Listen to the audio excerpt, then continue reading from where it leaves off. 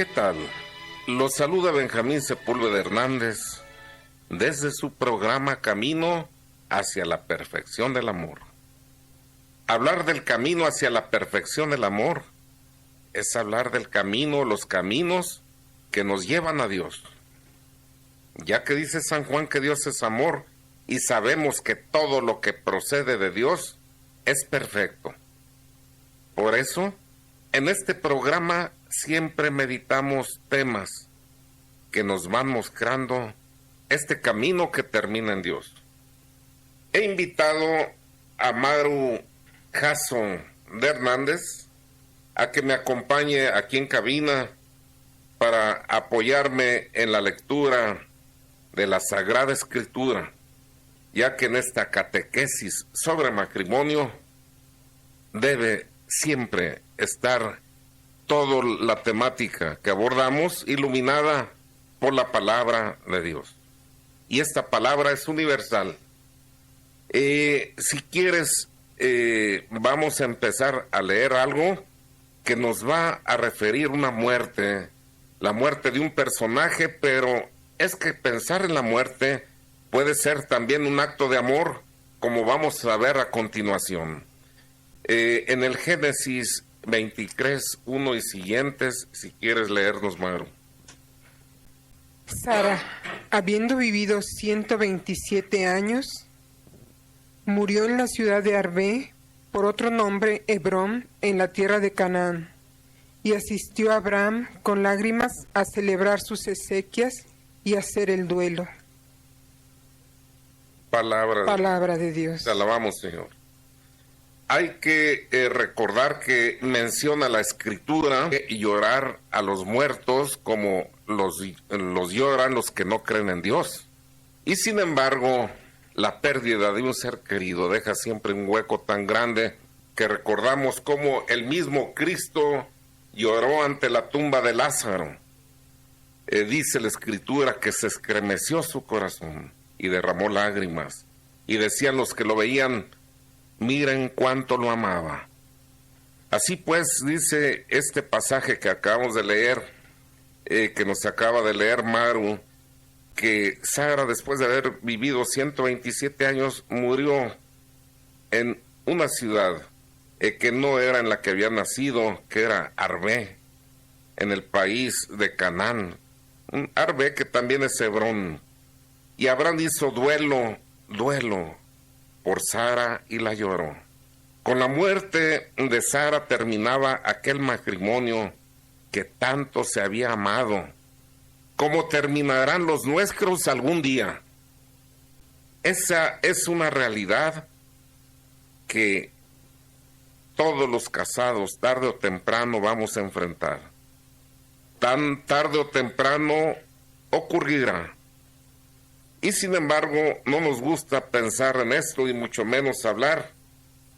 Pero es un deber enfrentar este tema con responsabilidad para no dejar problemas al otro cónyuge y a los hijos.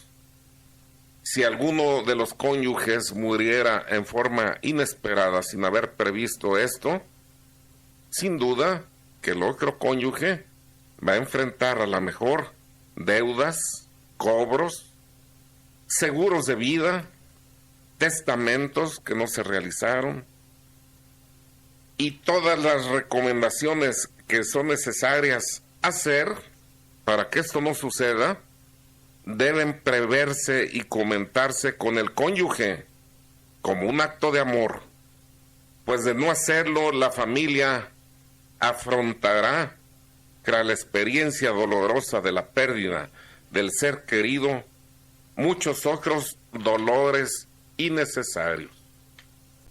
Otro problema común es que siempre se piensa que el cónyuge que se puede morir es el otro, mas no yo.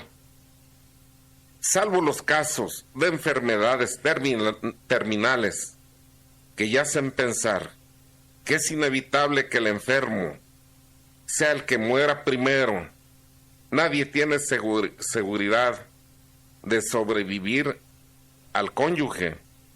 Y aclaro, aún en casos de enfermedades terminales, a veces hay circunstancias inesperadas en donde el cónyuge sano se va primero. La vida no está sino en manos de Dios. Hacemos, mas no cuándo moriremos, ni bajo qué circunstancias lo haremos. Por eso yo siempre he recomendado, una de las cosas que jamás debe hacer un cristiano, alguien que aspire a llegar al cielo, es poner la cabeza en la almohada sintiéndose en pecado. Más le valía a cualquier persona dormir con una serpiente venenosa, que lo más que le puede hacer es quitarle la vida física, que acostarse en pecado y a lo mejor al día siguiente, a la hora que debía despertarse, se encontrara lo que no permita Dios jamás, en el infierno.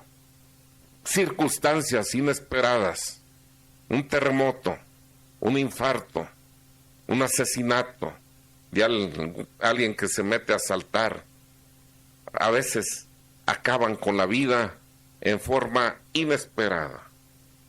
Por eso siempre se debe pensar en casos extremos. Por ejemplo, hacerse esta consideración: ¿qué pasaría si en un accidente murieran los dos cónyuges? Esa es otra cosa en lo que no siempre se piensa. Se piensa o se muere él o a lo mejor yo. Pero ¿y qué pasaría si se murieran los dos? Un accidente de carretera o tantas circunstancias a las que ni nos queremos referir, pero sabemos que ocurren. Y casos como estos hemos visto muchos en el transcurso de nuestra vida. ¿Qué pasaría bajo esas condiciones con la educación de los hijos, con los cobros, con los pagos, con los gastos del sepelio, en dónde nos van a enterrar, etcétera? Casi nunca se nos ocurre pensar en todos estos problemas que se pueden dejar a los demás por falta de no hablar de ellos. Y como son difíciles momentos en la vida, pues ciertamente buscamos el lado amable de la vida y de las cosas, por eso evitamos hablar de esto. Cuando alguien piensa en morir, imagina a veces un discurso de despedida digno de su partida. Esto es decir, palabras que expresen con toda profundidad lo que sentimos por los demás. O sea, pequeña síntesis de despedida. Y así lo hemos idealizado. Estoy cierto que todos los que me están escuchando, cuando han pensado en la muerte, y si son padres, si son madres, pensarían dejar un mensaje póstumo, último, de aliento, de esperanza, de consuelo, no sé. ¿Acaso un recuerdo imborrable en la mente de ellos, que los inmortalice en la mente de sus seres queridos? Pero ¿quién nos garantiza que vamos a poder expresarlas? O caso contrario, si se muere en forma inesperada, el cónyuge, ¿qué cruda moral debe sentir por no haber expresado en vida al muerto cuánto le amaba, cuánto lo admiraba y todo lo que se sentía por él? En vida, hermano, en vida.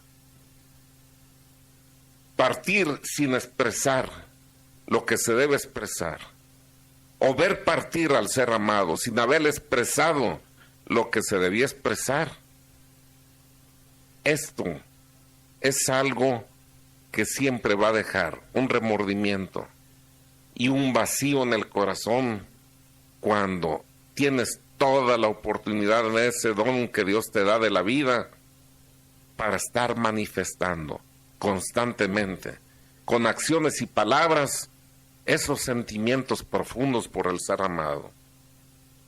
Pero ¿por qué dejar, pues, para última hora estas manifestaciones cuando la vida nos concede tanto tiempo para que lo expresemos? A veces vamos secos en el matrimonio. A veces hay personas que jamás han oído decir, te amo. Y cuando parte el ser amado, ¿cómo se lamentan de no haberlo hecho?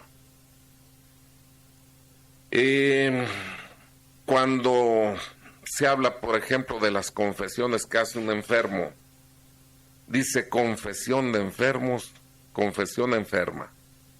Ya en los estertores y dolores de la muerte del enfermo, pues quién sabe cómo se confesará. Y estoy hablando del sacramento de la confesión, pero también la confesión de amor que se hace bajo esas circunstancias no va a expresar toda la fuerza que podía llevar ese mensaje y que se pudo haber hecho durante la vida. Como parte de aprovechamiento de la plática del día de hoy, sería muy bueno que los esposos, ellos y ellas, que nos están escuchando, hicieran un doble propósito. Primero, arreglar y aclarar con la familia los documentos y previsiones que se deben tener pensando en la partida de alguno de los cónyuges.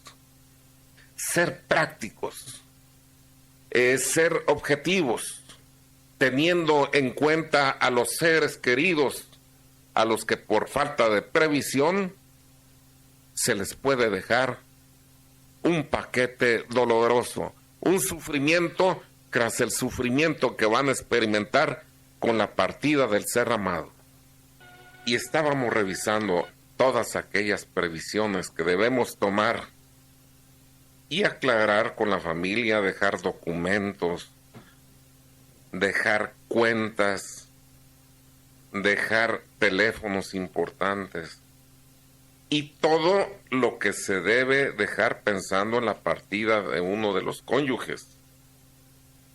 Pero también hacer el propósito, como fruto de esta plática, de expresarle al cónyuge, al esposo, a la esposa, a los hijos, a los padres, a los amigos, todas aquellas palabras que llevamos contenidas en nuestro corazón y que no les hemos manifestado jamás.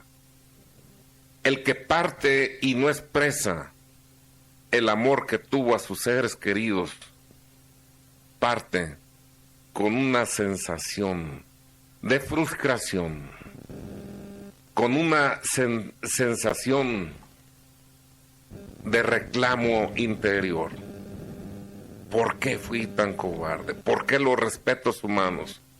¿Por qué inhibí aquella palabra que debía expresar y que ahora ya es tarde? Aunque lo siento, las fuerzas me han abandonado, no puedo pronunciar palabra. Qué terrible. Y cuando ya se ha ido el ser querido, habiéndole querido decir tantas cosas y no habérselas expresado, qué doloroso resulta también. Muchos hijos, muchos esposos o esposas van frustrados, van vacíos, porque aunque los ame el ser querido, jamás se los ha manifestado. Que sea este propósito. Y si son incapaces por falta de práctica de expresarlo de viva voz, entonces hagan una carta al cónyuge, a los seres amados, en el que puedan expresar con libertad, sin inhibirse, todas aquellas cosas hermosas que llevan contenidas en su corazón, como si fuera lo último que quisieras comunicarle, como si fuera ya el momento de tu partida. ¿Y quién te garantiza que no sea de veras el último momento de tu vida? ¿Quién te asegura que el día de mañana vas a estar con vida, aunque hoy estés con salud? Y a lo mejor esa carta sea el testimonio, sea tu testamento de amor para esos seres queridos que tanto necesitan del amor. El amor de Dios llena todo, pero somos humanos, estamos en la tierra, y el amor de Dios se expresa por las caricias de esa mano amorosa del esposo o de la esposa, por esas caricias que dan los hijos o damos a los hijos, y los hijos aprenden muy bien a amar o no expresar el amor, abrazarse, besarse, manifestarse con libertad lo que llevamos en el corazón.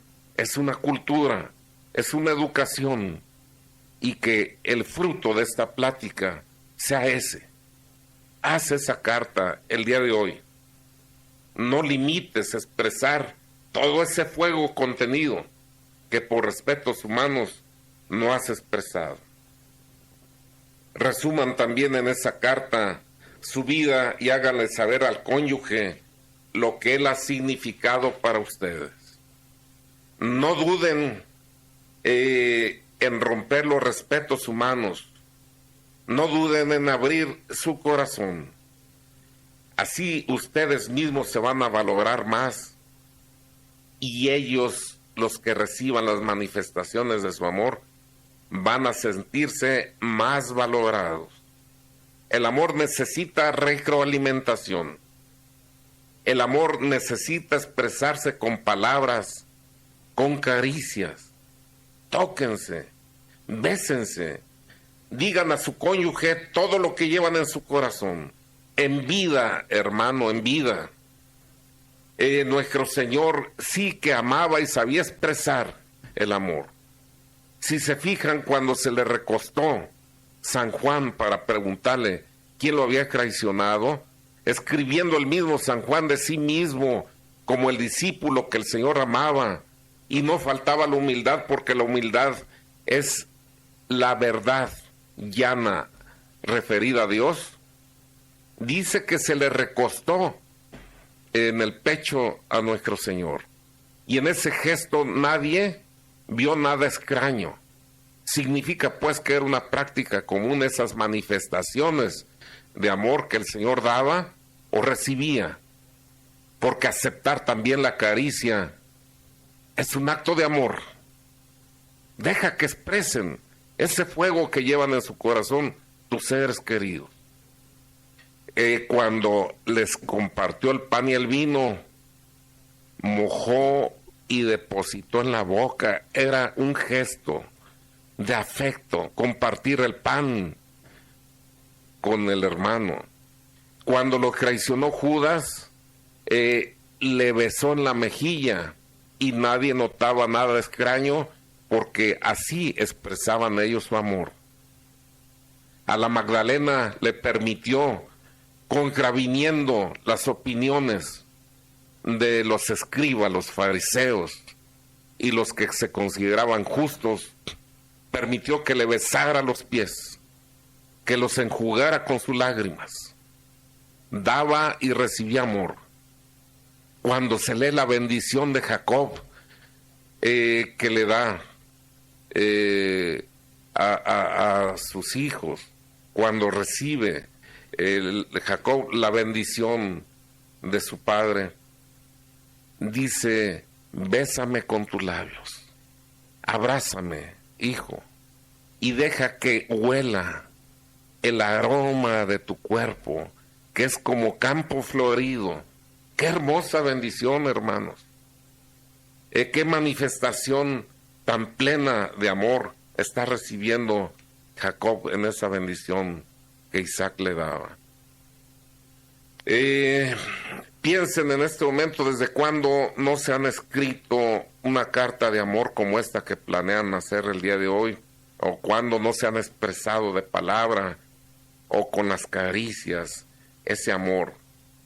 Y hagan esa dinámica para que el día de hoy sea el inicio de una nueva experiencia de vida, una nueva experiencia más plena, una experiencia más rica, donde todos vayan unidos, abrazados y en comunión según el propósito de Dios.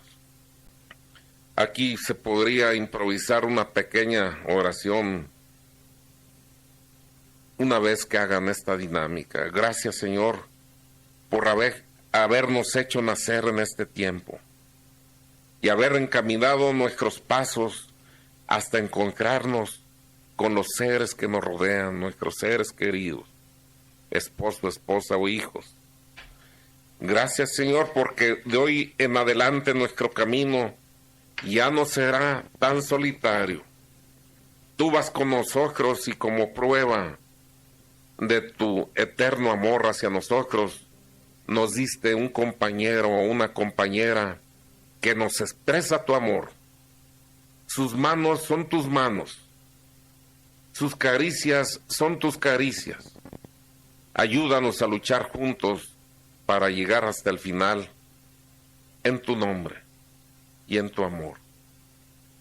Léenos, Maru, por favor, en el Evangelio de San Lucas, el capítulo 17, versos 11 y siguientes, a ver qué nos dice.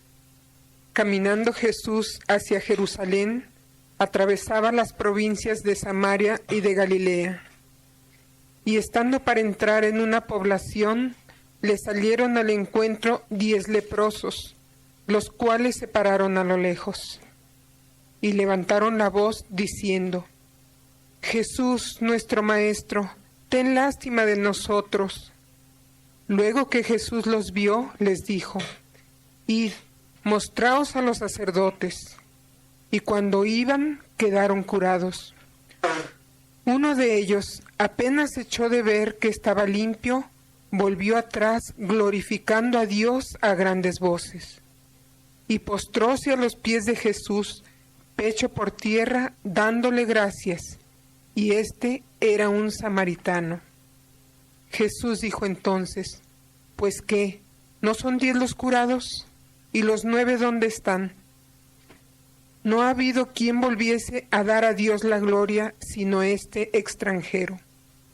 Después le dijo: levántate, vete, que tu fe te ha salvado. Palabra de Dios.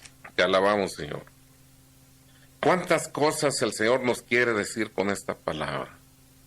En primer lugar, que Él iba para Jerusalén. Jerusalén es la ciudad santa. Él iba para el lugar santo, pero decidió pasar primero por un pueblo entre Samaria y Galilea. Ninguno hacía eso. Ningún peregrino que iba a Jerusalén pasaba por Samaria. Prefería dar un rodeo, ya que a los que iban a Jerusalén por el simple hecho de pasar por el territorio de los samaritanos, ese acto los convertía en impuros. Acuérdense que los israelitas no se llevaban con los samaritanos. Pero Jesús entra primero no donde están los que más lo merecen, sino donde están los que más lo necesitan. Él no llega a Jerusalén primero, que es donde están los santos, los que cumplen la ley. Él pasa primero por los pueblos donde están los leprosos. Y efectivamente solo en un pueblo de samaritanos podían salir 10 leprosos. Acuérdense que los judíos tenían derecho a apedrear si un leproso se les arrimaba más que lo que es un tiro de piedra, entre 30 y 50 metros. En Jerusalén no había pues un solo leproso, estaban prohibidos. Esos 10 leprosos que le salieron al encuentro nos representan a toda la gente en el mundo. Todos en este mundo vamos llenos de lepra. La lepra es una enfermedad física que mejor manifiesta lo que nos pasa en el alma a los humanos. La lepra empieza cuando empieza a perderse la sensibilidad. Un leproso mete la mano al fuego y no siente que se está quemando. Un leproso pues no se da cuenta que está leproso. Lo primero que siente un leproso es que ya no siente en su cuerpo, ya no siente ni el frío ni el calor. Empieza a morirse interiormente y después se le comienzan a caer esas partes de su cuerpo que ya están muertas. ¿Cuánta gente en esta vida vamos leprosos? Ya no sentimos nada, ni amor, ni tristeza, ni alegría, ni nada. Estamos tan leprosos y muertos que ya no sentimos nada. Estábamos reflexionando el Evangelio de San Lucas en el capítulo 17, versos del 11 al 19. Y ahí veíamos cómo aquellos leprosos que fueron sanados, uno regresó lleno de gratitud con Jesús. Y él reclamaba, no fueron 10 los sanados, entonces ¿dónde están los otros? Y comentábamos que todos somos leprosos en esta vida y que la lepra, la primera manifestación que da es la insensibilidad. Y decíamos que vamos mucha gente ya llenos de esa lepra del alma. Con la lepra no se siente ni el frío ni el calor. Pues también nosotros vamos muchas veces muertos, sin sentir ni amor, ni tristeza, ni alegría, ni nada. Estamos leprosos, estamos muertos. Aparentemente tenemos vida, pero qué bien lo dice el poeta Miguel Darío.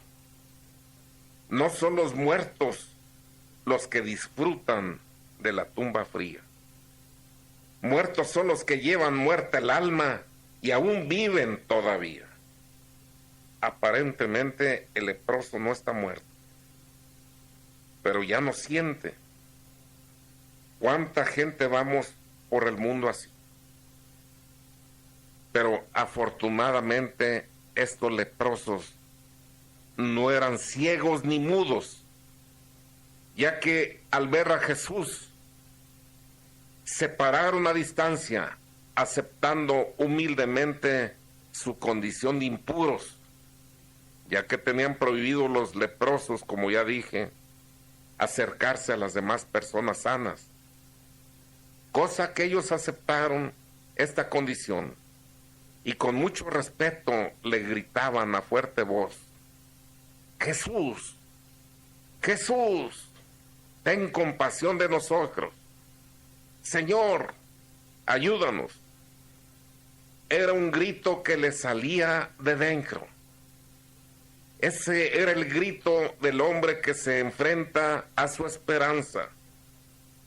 Y como toda respuesta, Jesús les dice: vayan y preséntense a los sacerdotes. Qué increíble a los que nos están escuchando en este momento. Resulta la orden que Jesús le dio a estos pobres leprosos. No se les olvide que esto sucedía en un pueblo entre Samaria y Galilea. Y los mandaba con el sacerdote que estaba en Jerusalén a más o menos 100 kilómetros de distancia. Cualquiera de los leprosos le podía haber dicho a nuestro Señor: oye, Señor, si no me muero pues de la lepra, me voy a morir en el transcurso de estos 100 kilómetros que tengo que caminar bajo estas condiciones de salud. Y luego, si tenemos la fortuna de llegar a Jerusalén, no nos van a dejar entrar a la ciudad en donde se encuentra el sumo sacerdote. Luego, ¿para qué nos mandas allá?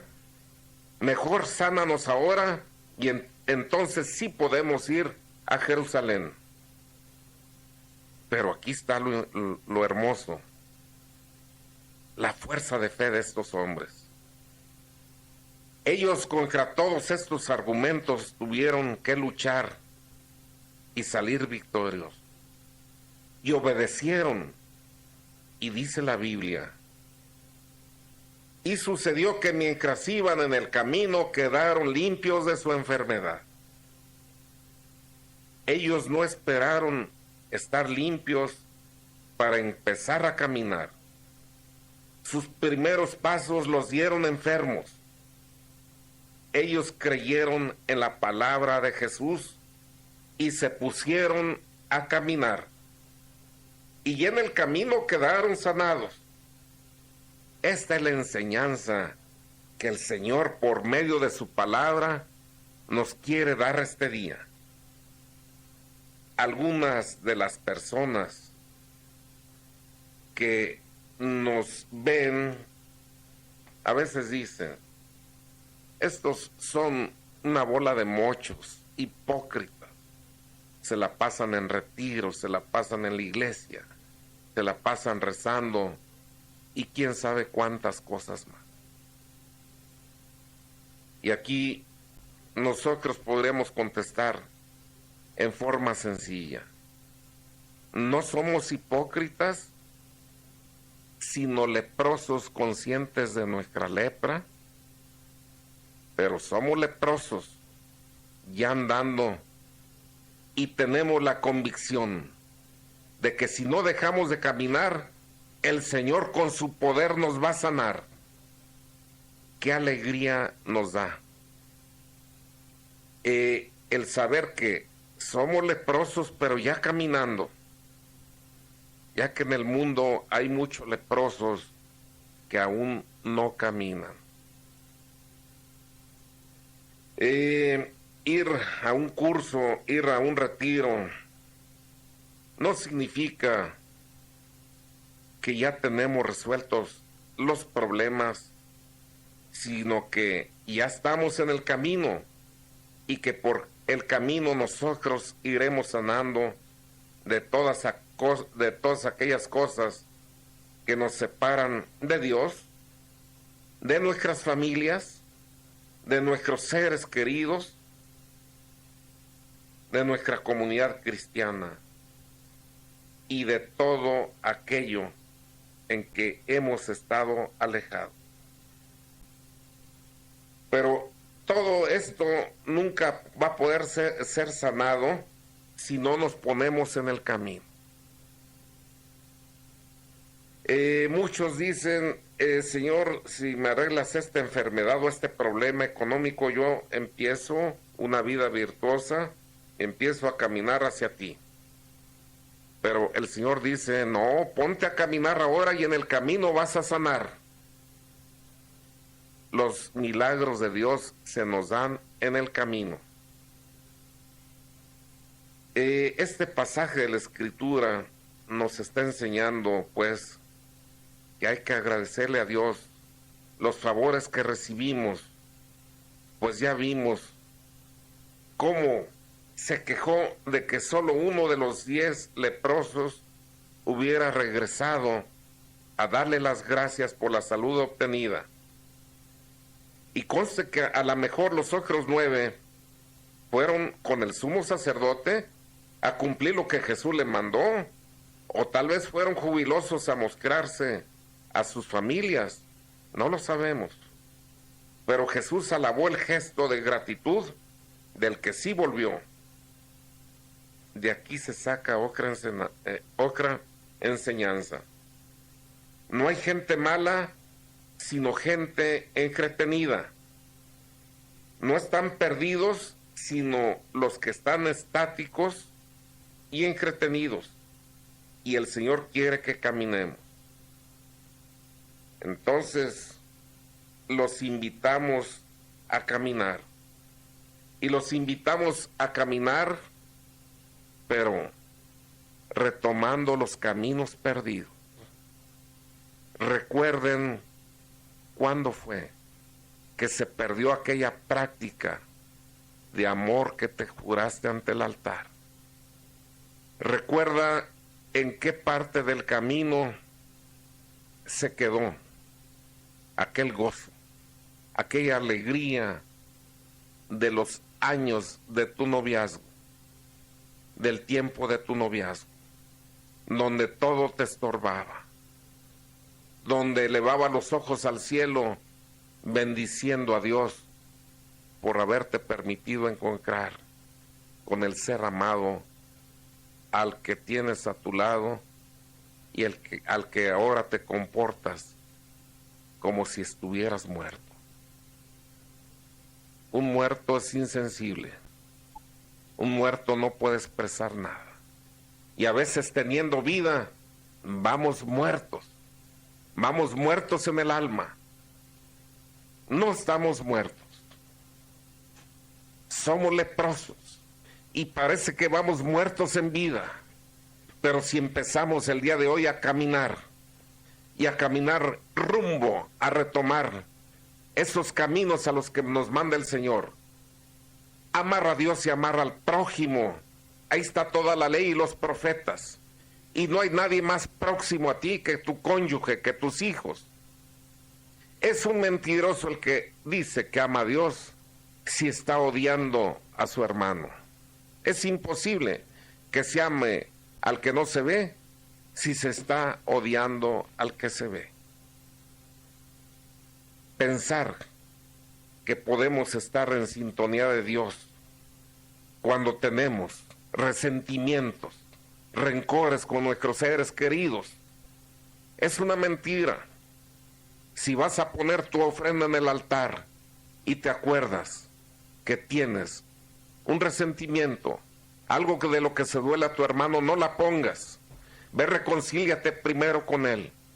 Hoy es el día de la reconciliación. Hoy es el día del reencuentro. Hoy es el día en que los leprosos caminamos y sabemos que en esos pequeños balbuceos y esfuerzos por expresar el amor que llevamos contenido, vamos a sanar, porque el amor se gana dándolo. La salud del alma solo se logra cuando ésta va henchida de amor.